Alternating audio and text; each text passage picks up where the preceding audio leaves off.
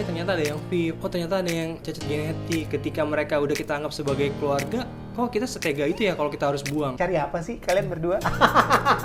Aku tuh selalu mengumpamakan merescue kucing tuh seperti beli Kinder Joy, Om.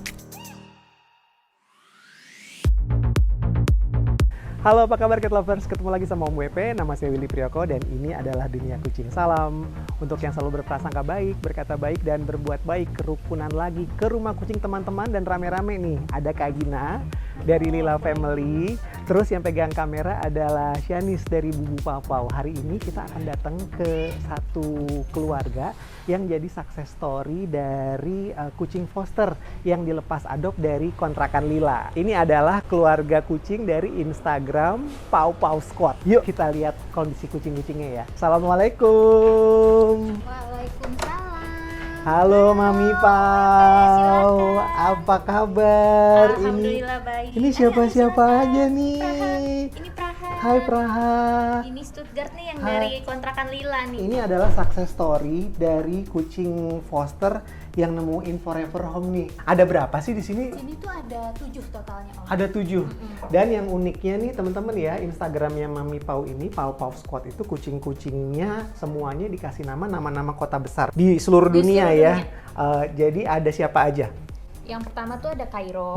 Terus ada Sydney, ada sebetulnya ada Newcastle tapi udah nggak ada. Oke. Terus kemudian ada Praha, ada Madrid tapi udah nggak ada. Terus ada Kyoto Incheon, Copenhagen tapi Copenhagen udah nggak ada. Terus yang terakhir Stuttgart sama Solo. Coba kita kenalan dulu deh. Ini adalah Itu Stuttgart. Stuttgart ini dulu di foster di Bubu Bubu Pau-Pau. Pau-Pau, Tuh, betul. sekarang udah sehat kayak gitu tuh teman-teman ya. Terus ini Sydney. Sydney, Hai Sydney. Sydney ini adalah yang paling berat ya di sini ya. betul. Sydney Iya. yang paling gede di sini. Dan mereka tuh main bareng semua gitu. Ramah sama kita semua ya teman-teman ya. Ada siapa lagi, Mam?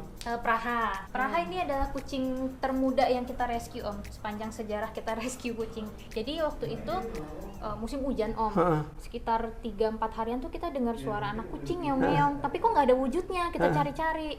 Tanya sama Pak Satpam, Pak kok ada suara bayi kucing tapi nggak ada wujudnya ya? Oh itu kemarin ada warga buang anak kucing di kardus ke tanah kosong sebelah. Oke. Kan dulu tanah kosongnya mesti ditembokin, Om, jadi nggak kelihatan. Ini dia nih. Nih. Katanya ada 2 ekor, tapi pas akhirnya kita cari ke sana, Cuma ada dia aja. Ada dia. Terus akhirnya masuklah kamu ke rumah sini ya. Betul. Jadi Pau-Pau Squad nih Praha ya. Waduh, ini kok kayak aduh dingin. Moga-moga kamu mau digendong ya. Waktu umurnya masih 2 mingguan. Oh ya ampun, berarti ini survivor bayi-bayi ya. Iya. Ngerawatnya kan susah banget ya kalau kayak gitu ya. Itu aku belum ada pengalaman sama sekali kan. Nge-rescue kucing pertama tuh baru Sydney. Iya. Setelah itu Praha, dan Praha masih bayi. Oke. Jadi waktu itu udah dibekelin dokter susu khusus kucing, tapi Praha nggak mau minum. Jadi waktu itu aku ngajarin dia makan wet food, Oke. disuapin pelan-pelan, Iya. terus pipisnya kan harus dibantuin Iya. tuh kalau masih bayi, pupnya harus dibantuin juga. Dan karena aku tuh dulu nggak ngerti sama sekali yang namanya kucing kecil tuh harus pakai lampu, pakai heat pad atau apa. Jadi waktu itu aku sampai tidur di kamar sebelah. Jadi suamiku tidur sendiri, kan kamarnya ber-AC, nggak mungkin Praha aku bawa situ kan. Jadi aku ke kamar sebelah, aku gelar kasur, aku ambil selimut yang tebel, aku tidur sama Praha kelonan di situ. Nih kasihan pas suaminya tuh ditinggalin gara-gara Praha tuh waktu itu tuh dia ngeliatin tuh. Ini apa sih kok kalian ngeliatin sih? Mas Doni harus berkorban tuh ya demi Praha. Ini spot favorit kamu ya, ngeliat keluar ya. Berharap untuk main keluar juga ya. Nih dia nih. Mereka suka ngeliatin kucing-kucing jalanan. Iya, pingin main juga kamu. Yuk kita coba lihat main ke atas yuk. Insya Allah nih. Ya ampun ya. Terus sama Cairo.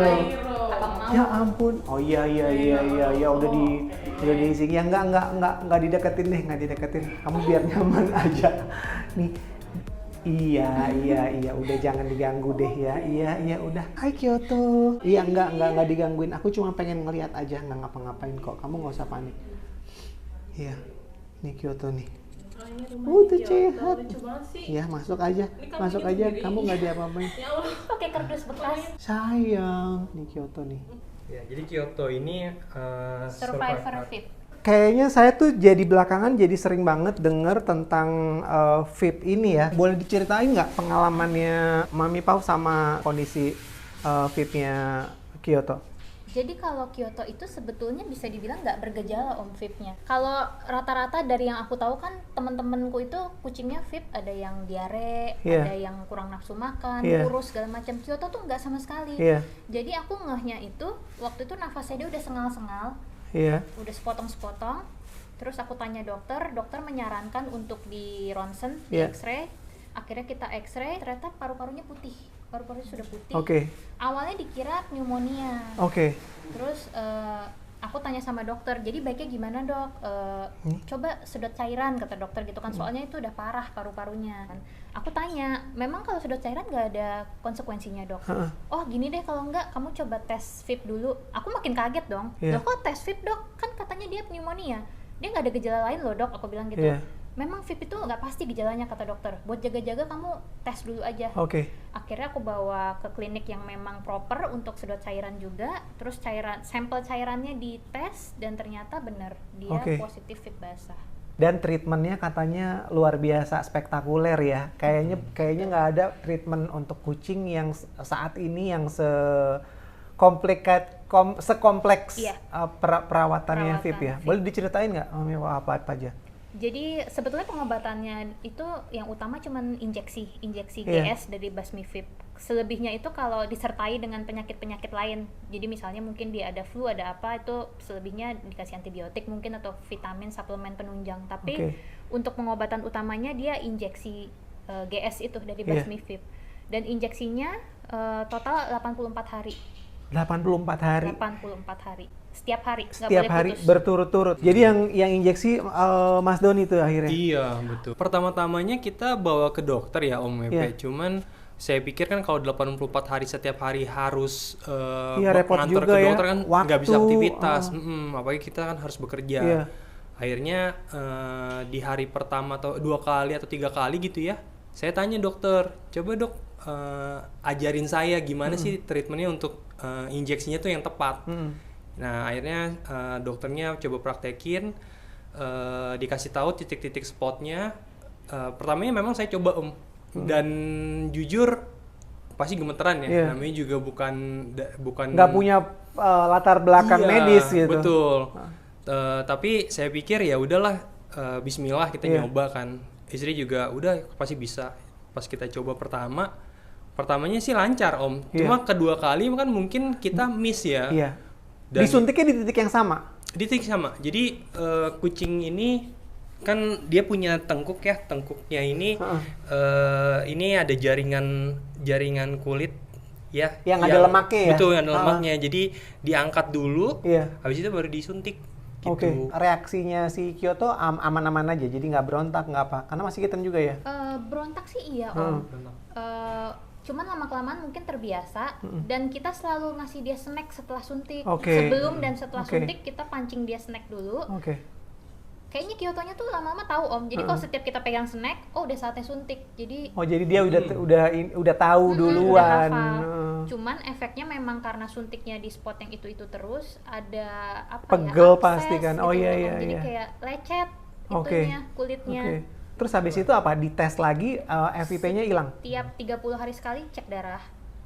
Cek darah, hematologi lengkap, kimia darah. Ya dilihat sama basmi FIP-nya progresnya gimana. Alhamdulillah Kyoto setiap dicek progresnya semakin membaik. Sampai akhirnya kan setelah 84 hari masa suntik Om. Selanjutnya ada 84 hari masa observasi. Jadi wah panjang banget ya. Iya betul. 84 hari masa observasi itu juga setiap 30 hari sekali cek darah. Dan alhamdulillah Kyoto sampai hari terakhir masa observasi bagus semua. Waktu itu pas Kyoto ketahuan FIP, sebenarnya kita tuh sedang merawat Copenhagen. Jadi kita dulu punya kucing namanya Copenhagen. Dia itu cacat genetik, jadi lumpuh. Sempat lumpuh. Setengah tubuhnya nggak fungsi Om. Jadi dia awalnya kita rescue dia itu kondisinya normal, hanya aja matanya tuh rusak ya, kiri kanan gitu, cacat. Tapi pas tinggal di sini kurang lebih beberapa minggu, ternyata dia nunjukin kelainan tambahan, yaitu di setengah kakinya. tubuhnya itu jadi nggak berfungsi Om. Gitu. Jadi dia kalau jalan tuh pertama awal-awalnya nyeret, lama-lama akhirnya benar-benar lumpuh total. Dan itu juga perjuangan ya. Jadi setiap hari itu supaya mensupport dia untuk tetap bisa hidup, kita harus paksa dia makan. Oke. Ini paksa ya, bukan karena dia mau ya. Saatnya makan terus kita kasih dia mau, enggak. Kita harus pet terus setiap hari. Karena kalau nggak di pet, dia akan kekurangan nutrisi gitu ya. Betul gitu. Dan itu kita juga terapi akupuntur kita udah jalanin hampir mau 3 bulan juga Om. Jadi kita akupuntur terus setiap minggu. Wow. 2 kali akupuntur. 2 orang ini ya, suami istri ini komitmennya untuk ngerawat, ini hitungannya semuanya adalah kucing-kucing rescue gitu ya? Iya, kecuali Cairo. Iya, pertanyaan saya kenapa sih? Cari apa sih kalian berdua? Cari apa ya? Aku tuh selalu mengumpamakan merescue kucing tuh seperti beli Kinder Joy Om. Jadi kalau kita beli Kinder Joy, anak kecil kan yang diincar sebenarnya bukan coklatnya kan, iya. Tapi apa di dalamnya? Gitu kan? Iya, benar. Nah, aku ngerasa tuh kalau ngerescue kucing tuh, aku nggak tahu nih ketika direscue dia masih kecil, kutuan mungkin, buluk atau apa, nggak tahu bakal tumbuh menjadi kucing seperti apa. Jadi ketika ngelihat kayak Sydney udah gede gini, ada kepuasan tersendiri gitu Om, seneng gitu ngelihatnya. Iya, betul. Dari kondisi apapun ya, dan kita nggak milih-milih, kita nggak beda-bedain, tapi selalu kita bisa nikmatin momen-momennya gitu ya. Dan kadang-kadang itu yang merekatkan kita semua gitu ya. Pasti kalau teman-teman cat lovers juga ngerasain hal yang sama. Mas Doni sendiri ngerasainnya gimana tuh kalau tentang ini? Kalau saya ngerasanya mungkin dari awalnya yang hanya punya 1 kucing, emang niatnya untuk nemenin istri di rumah ya, selagi kan ibu rumah tangga nih istri, saya juga kan bekerja Om. Ternyata kok lucu ya binatang ini, unik ya, mungkin bener-bener bisa dibilang kucing ini dia bisa ngejaga diri dia sendiri ya, dia bisa cari makan, dia juga peduli banget dengan kebersihan dirinya gitu. Jadi saya pikir kucing itu makhluk yang istimewa ya, seperti itu. Tapi memang balik lagi ke komitmen ketika kita merescue 1 kucing, saya juga nggak expect ya kucing yang kitten itu tadinya cuma kutuan, ya pikiran kalau kutuan biasa aja ya Om ya, ngobatinnya. Ternyata ada yang VIP, ternyata ada yang cacat genetik. Ketika mereka udah kita anggap sebagai keluarga, kok kita setega itu ya kalau kita harus buang. Betul. Gitu. Jadi kita pikir mau gimana pun kita tanggung jawab deh, karena mereka bagian dari keluarga gitu ya Om ya. Walaupun memang ada biaya dan energi yang harus kita keluarin, ya kita anggap mereka anak-anak kita gitu. Wow, tapi sehat-sehat semua sekarang ya? Alhamdulillah. Sekarang kondisinya dari semua tuh, dari Kairo, Kyoto, Incheon, segala macam yang ada masalah, ada siapa? Kairo sih baru-baru ini divonis EGC ya Om. Oh ini penyakitnya sama kayak Cimoy ya, EGC? Autoimun ya. Autoimun. EGC-nya di mulut juga, di rongga mulut? EGC-nya di bibir, jadi namanya tuh indolent ulcer kalau nggak salah. Kalau Cimoy itu di dalam, di gusi kalau Cimoy. Ya senasib kita ya. Senasib. Mungkin kita cerita tentang EGC ya, treatmentnya Kairo tentang EGC kayak apa Mami? Jadi awal mula itu dokter kasih suntikan. Dokter sih bilang nanti 2-3 hari kempes gitu. Ternyata aku tungguin nggak kempes-kempes Om. Sama dikasih pet gel kan, dioles ke bibirnya, setiap hari aku olesin. Kok nggak kempes-kempes, sampai sebulan tuh nggak ada perubahan sama sekali. Aku balik lagi ke dokter, Dok Kairo nggak ada perubahan gitu, suntik lagi nggak? Terus dokternya bilang ini sebenarnya suntikan melemahkan imun tubuhnya. Jadi saya cuma mau suntik sekali lagi aja deh, karena toh juga nggak ada perubahan. Yang penting Kaironya masih mau makan, masih mau minum, dan nggak merembet kemana-mana. Nggak apa-apa, udah biarin aja kata dokter gitu. Ya udah, kita suntik sekali lagi, ternyata nggak ada perubahan juga. Akhirnya aku research sendiri, aku cari-cari tentang indolent ulcer-nya ini ya, karena Kairo kan indolent ulcer ya. Cara mengobatinya gimana, treatmentnya gimana. Sebetulnya kalau di luar negeri itu kurang lebih sama, disuntik juga. Cuman ternyata ada orang-orang yang punya pengalaman yang sama, mereka berbagi di kolom komentar, mereka ganti peralatan makan kucingnya, semuanya ke keramik atau berbahan dasar kaca. Nah, akhirnya aku ikutin cara itu. Jadi kalau pet bowl kan di sini udah kaca nih. Udah kaca. Waktu itu yang belum. Di tempat aku masih belum. Pet bowl-nya masih stainless ya. Stainless itu sebetulnya nggak boleh ya. Stainless itu sebenarnya paling bagus kalau nggak salah Om. Tapi waktu itu ada penjelasannya, katanya ada beberapa kucing itu yang alergi, bisa jadi alergi sama kandungan metal di stainless. Ada kemungkinan, ada kemungkinan seperti itu. Jadi dicoba aja ganti peralatan makan kucing kamu ke berbahan dasar keramik atau kaca. Akhirnya aku ikutin karena pet bowl sudah keramik. Waktu itu yang aku ganti itu tempat wet foodnya, raw foodnya, sama pet water fountain. Jadi water fountain kan biasanya plastik ya? Iya, betul. Ada ya sekarang yang ada keramik. Ya? Oke, nanti kita lihat ya. Waktu itu aku cari-cari juga, ternyata ada yang jual pet water fountain keramik. Dan nggak tahu memang efek dari mengganti itu atau memang kaironya sembuh sendiri atau gimana, tapi seminggu setelah itu bengkaknya langsung mengecil. Kalau Cimoy sih aku jadi curhat ya. Cimoy itu kondisinya masih on off sih. Jadi sejujurnya karena di dalam rongga mulut dan Cimoy itu kan nggak gampang ya disuruh buka mulutnya. Jadi saya sebetulnya nggak terlalu bisa ngelihat kondisi fisiknya tuh bengkaknya kayak apa. Jadi yang bisa ngebuka mulutnya tuh cuma dokter. Tapi saya udah ngelihat gejalanya. Kalau dia mulai malas makan, terus dia suka yang tiba-tiba lagi nggak ngapa-ngapain itu suka jerit-jerit sendiri. Nah itu udah ketahuan kalau kayaknya sih mulutnya nggak nyaman. Ini lihat deh, dia ngeliatin kayak didongengin ya kamu ya. Nah ini Solo nih. Ini yang tadinya adalah di Lila Family ya. Betul. Tuh lihat sama Mas Doni. Coba lihat mana. Jadi ceritanya gimana sih awalnya Solo sama Stuttgart? Awalnya tuh gini, kita kan punya kucing putih namanya Madrid. Oh, Madrid ini yang udah nggak ada? Iya, Madrid udah nggak ada. Tapi Madrid itu ngena banget di kita, Om. Jadi bener-bener waktu kehilangan Madrid tuh kucing pertama kita yang meninggal. Jadi kita bener-bener ngerasa kehilangan banget. Terutama suamiku, karena suamiku tuh yang chemistry-nya nempel banget sama Madrid. Jadi dia setiap ngeliat kucing white solid selalu keingetan gitu. Nah dulu waktu Bubu Pau Pau nge-rescue Polar dulu namanya ya, bukan Stuttgart. Stuttgart tuh dulu namanya Polar waktu di Bubu Pau Pau. Ini nih yang white solid ini ya. Jadi emang agak ini ya, rewel gitu ya, nyanyi melulu. Terus. Singkat cerita udah Madrid nggak ada. Aku lihat dong di Instagramnya Bu Pau Pau perkembangannya si Polar yang pada akhirnya disatuin sama Bu. Waktu itu Bu namanya, bukan Solo. Bu tuh black solid. Iya yang black solid. Terus mereka ini kan di open adopt sampai akhirnya dapat adopter. Aku lihat juga tuh perkembangannya. Nah setelah sekian lama aku lihat tiba-tiba ada rehome Polar sama Bu ini. Karena aku ngikutin banget kisahnya dan salah satu kucingnya itu mirip sama Madrid, aku kaget. Ternyata suamiku juga ngeliat. Ini kita sama-sama nanya, ini kenapa di rehome gitu kan. Nggak tahu kenapa, nanti coba tanya gitu sama Bu Pau Pau. Terus akhirnya kita ke IIPE waktu itu. Ya takdir mempertemukan kita sama Kak Gina dari Lila Family. Jadi waktu itu pas banget, pas di IIPE, Lila itu salah satu kucing yang dibawa, Polar sama Bu ada di situ. Jadi pas aku lihat di bootnya Bu Papa, aku bilang sama suamiku, lihat deh, itu kucing yang mirip Madrid gitu.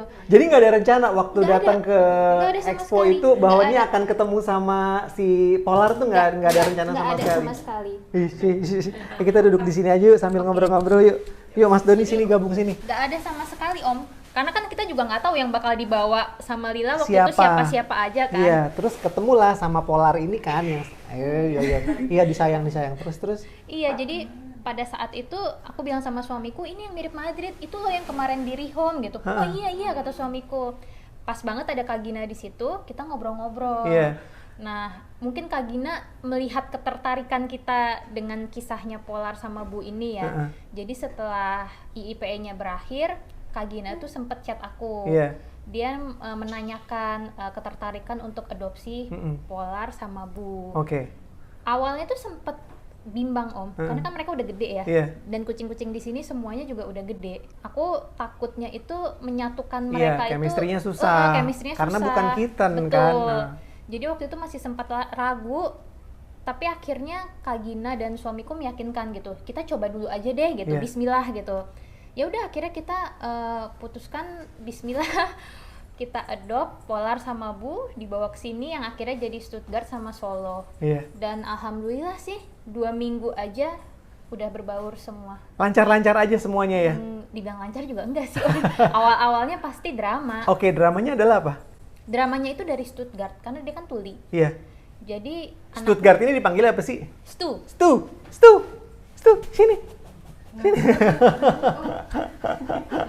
Oh iya, dia nggak denger ya. Dia tuh jadi nggak dengar kalau dipanggil. Terus dramanya adalah si Stu ini kenapa? Stu ini kan tuli, jadi lebih defensif Om. Oke. Jadi kayak mungkin lebih waspada, jadi kayak takut, waspada. Beda banget sama Solo yang waktu awal justru nggak takut sama sekali waktu adaptasi di sini. Iya. Jadi Stu itu harus kita harus kita ajarin, nggak bisa kalau kita nungguin dia untuk berbaur sama yang lain kan lama gitu Om. Jadi harus dari kitanya ngajarin dia, ini rumah baru kamu, ini kamu ini ada kamar di sini, ini ada ini. Jadi harus kita yang memandu dia gitu loh. Waduh, tuh. terus. Tapi 2 minggu akhirnya lancar-lancar aja. Hising-hising sedikit masih ada sih, tapi nggak sampai yang berantem. Ini sekarang udah kayak tuan rumahnya. Iya, tuh lo dari ke atas tuh. Awalnya cuman diam aja, dia tidur, makan. Kan datangnya berdua tuh ya, Stuttgart sama Solo. Solonya adaptasinya aman justru. Justru dia aman. Padahal kalau saya dengar dari Kak Gina, justru kalau di tempatnya Kak Gina itu yang lebih aktif adalah Stu yang putih ya, yang white solid gitu. Ternyata di sini kebalikannya. Tapi akhirnya 2 minggu akhirnya mencair. Terus ini Sydney ya. Ini ibu kos. Ini ibu kosnya nih. Ibu kos ini dia kucing pertama yang cikal bakalnya nih ya. Pantes kamu paling besar sekali nih. Dia juga satu-satunya kucing yang nggak akan hissing kalau ada anggota baru. Jadi dia malah mengayomi gitu Om. Terus kebiasaannya Sydney ini adalah apa nih? Udah rebahan kayak begini nih. Rebahan kebiasaannya. Sydney, ya ampun dia gede banget loh teman-teman. Tuh, sehat tapi ya? Alhamdulillah sehat. Iya. Nah, tuh. Mami Pau, aku tuh juga penasaran. Solo sama Stuttgart ini kan kucing yang sama-sama udah dewasa ya. Terus ketemu juga di sini sama kucing juga banyak yang udah dewasa. Itu waktu itu proses transisinya adalah kayak gimana? Langsung aman atau? Pastinya sih enggak Om. Awal-awal yang tadi aku bilang, Solo tuh sebetulnya gampang proses adaptasinya. Cuman Stuttgart. Jadi Stuttgart itu waktu itu defensif banget. Dia cuma mau tidur, makan aja nggak mau, keluar kamar nggak mau. Jadi di kamar sendirian tuh? Di kamar sendirian. Terus makan tuh harus dipaksa. Jadi aku kasih wet food, disuapin, dipancing snack juga. Terus akhirnya aku kan nanya sama Kak Gina kan, karena kan Stu sempet di kontrakan Lila kan lumayan lama. Aku tanya-tanya sama Kak Gina, ini Stu jadi nggak mau makan Kak gitu, aku takut dia sakit atau apa gitu kan. Kenapa ya kok dia jadi kayak begitu, padahal aslinya kan sifatnya katanya ekstrovert. Bertolak belakang sama apa yang biasanya dijalankan sama si Polar waktu di kontrakan Lila gitu. Dia kok jadi anaknya diem banget gitu, nggak mau ngapa-ngapain. Terus kita sempat mikir apa karena dia ngebatin mungkin tahu. Jadi kan awalnya aku sempat ragu nih mau adopsi mereka, takut nggak akur. Kita ada omongan gimana kalau dicoba dulu 2 minggu gitu. Ada omongan seperti itu sama Kak Gina. Terus waktu itu chat-chatan sama Kak Gina, kita mikir apa jangan-jangan Polar tahu gitu ya. Jadi dia ngebatin gitu. Oh, gue mau dibalikin lagi. Ternyata nih, paham gitu kan. ya dia ya. Akhirnya waktu itu aku coba aja gitu. Aku sama suamiku, aku bilang sama suamiku, coba dong Polarnya diajak ngomong, Stunya diajak ngomong gitu. Dalam hati aja gitu. Jadi satu malam kita tidur bertiga sama si Stu, kita saling ngomong dalam hati gitu. Jadi kita ngomong dalam hati, Stu, kamu di sini tuh udah jadi member di sini, jadi family gitu. Jadi jangan takut, kamu nggak bakal dibalikin lagi. Di sini semua saudara kamu, ini mami papi kamu gitu. Jadi kamu nggak usah takut ini bakal dipulangin lagi. Kamu boleh sebebasnya main di sini, dikasih kasih sayang, semua melimpah di sini. Itu diajak ngobrol, tapi dari dalam hati sebenarnya. Dalam hati. Terus aku bilang sama dia, it's okay kalau kamu belum bisa berbaur sama yang lain, nggak apa-apa. Mami kasih kamu waktu, tapi kamu harus makan karena kalau kamu nggak makan kamu sakit gitu.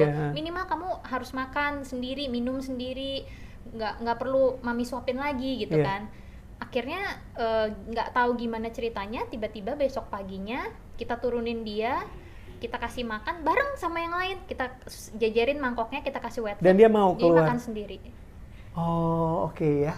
Tuh bagaimana tuh fakta bahwa ternyata kucing tuh bisa ini ya, bisa diajak komunikasi meskipun komunikasinya tuh sebenarnya juga tapi itu misteri ya. Iya, betul. Misteri tapi benar-benar terjadi. Kayaknya kalian kalau belajar Anko mungkin bisa kali ya.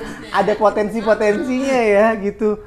Kalau menurut aku ini sih Om, mungkin kita semua tuh bisa sebenarnya berkomunikasi dengan mereka. Tapi kan bahasanya beda. Kalau Anko mungkin tahu sedetail-detailnya. Tapi kalau kita mungkin tahu gambaran umumnya aja. Sama aja kayak mereka, misalnya kita marah nih. Pasti mereka paham sebenarnya kita marah. Cuman mungkin yang nggak paham marahnya karena apa. Sama aja kayak mereka lagi ngeong-ngeong, apa mungkin nyerok-nyerokin petbolnya, kita tahu sebenarnya tahu alasannya adalah apa gitu kan. Tapi gambaran detailnya aja yang kita nggak tahu. Tapi kan? Untuk yang kasusnya si Stu ini tuh bisa berubah total hanya karena ada percakapan itu tuh. Ya, misteri sih ya. Tiba-tiba misteri sih sebetulnya. Dari yang nggak mau keluar kamar tuh sampai akhirnya keluar kamar terus makan juga, dan abis itu bener-bener udah nggak pernah ngumpet di dalam kamar lagi. Masih dia jadi udah mulai mau makan, tapi abis makan ya udah cuman tidur, nggak mau main, nggak mau ngapa-ngapain. Ada satu sebenarnya cara yang aku lakukan, tapi aku sebetulnya tidak merekomendasikan ini untuk dilakukan ke yang lain sih. Jadi aku tuh punya metode, ini aku pakai juga waktu ngenalin Kairo sama Madrid, Kairo sama Hagen. Karena Kairo tuh kan susah banget Om, anaknya berbaur, suka dipukul-pukulin yang lain gitu, galak. Ini aja nggak keluar sekarang ya? Iya betul. Jadi waktu itu Stuttgart, aku kumpulin satu ruangan sama 5 kucing yang lain, kecuali Solo. Aku kumpulin satu ruangan, terus aku tutup pintunya, mereka semua di situ. Aku biarin sekitar 5-10 menit. Setelah itu aku masuk, bawa mainan, bawa snack, pokoknya aku masuk ikut ke dalam sama mereka. Udah nungguin aja sampai setengah jam, aku pancing-pancing mainan mungkin, aku ajak ngobrol atau apa. Dan setelah itu aku biarin, aku buka pintunya, mereka keluar semua masing-masing. Setelah itu Stuttgart udah berbaur, jalan-jalan bebas, berkeliaran di rumah ini, senggol-senggolan sama yang lain gak ada masalah. Ibaratnya gini Om, biar mereka menemukan solusi sendiri kan kalau kayak gitu kan. Jadi kitanya kayak creating distance, gak usah terlalu ikut campur. Ya mereka ngobrol sendiri, dia tuh lu selesaiin, dia tuh ya berenam gitu, gimana enaknya gitu. Terus kan ibaratnya kan misalnya di sini ada lingkungan nih Om. Wah ini yang lagi Om WP nggak jalanin nih sekarang tuh, kalau coba ya ke kita. Iya. Sekarang kan lagi bermasalah nih di rumah tuh, drama. Jadi sekarang tuh justru saya lagi bikin ini tembok Berlin. Jadi pokoknya nggak ada yang ketemu karena nggak pernah akur sampai sekarang gitu. Jadi kalau ini sih pemikiran aku aja ya. Iya, nggak apa-apa. Aku kayaknya mesti belajar juga karena nggak selesai sampai sekarang. Jadi pemikiran aku gini, di sini kan kucingnya ada banyak, lebih dari satu. Sebagai contoh aja, aku mau temenan sama Om WP, aku mau deket sama Om WP. Tapi kalau Om WP banyak temennya, aku kapan deketnya sama Om WP? Sementara Om WP mungkin mainnya sama Kak Gina, sama Kak Shanis gitu kan. Nah ini aku ibaratin ke kucing-kucing ini juga. Kapan Stuttgart mau adaptasi kalau yang lain aja nggak mau ngedeketin Stuttgart, atau Stuttgartnya nggak mau ngedeketin yang lain, ya nggak kelar-kelar dong kalau kayak gitu. Ya akhirnya aku jadiin satu supaya mereka bisa lebih intens saling membaui dan saling ya mungkin dalam tanda kutip ngobrol ya. Iya. Gitu. Ya masuk akal banget sih, cuman mentalnya kita yang kadang-kadang nggak siap. Betul. Gitu.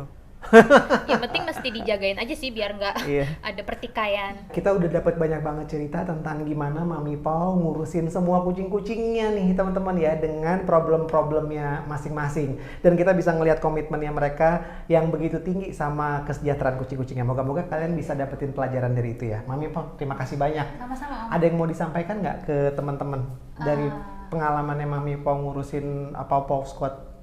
Mungkin ini ya buat teman-teman yang mau memelihara kucing itu mohon komitmennya di ini banget lah. Jangan sampai kita pelihara cuman karena cakepnya aja, sehatnya aja. Ketika kucingnya sakit kita buang, atau ketika kucingnya beranak banyak nggak disteril kita buang. Jangan sampai banget seperti itu. Jadi komitmen penting. Oke, terima kasih banyak teman-teman udah nonton konten ini sampai habis. Salam untuk semua bos bulu di mana-mana. Saya Willy Prioko bareng sama Mami Pau dan Pau Squad. Pamit ya, sampai ketemu. Bye semuanya.